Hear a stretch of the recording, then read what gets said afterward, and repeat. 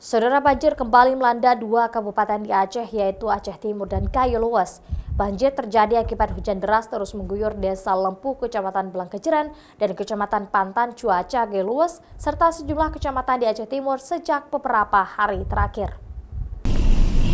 Kabupaten Aceh Timur dan Kayu Luas kembali dilanda banjir.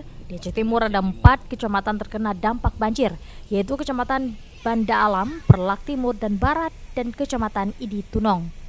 Banjir terjadi akibat hujan deras terus mengguyur wilayah tersebut. Debit air banjir diperkirakan mencapai 30 hingga 80 cm. Lebih dari 50 kepala keluarga mengungsi ke rumah keluarga terdekat yang tak terkena dampak banjir. Diperkirakan debit air akan terus naik karena kondisi hujan yang masih terjadi di sana.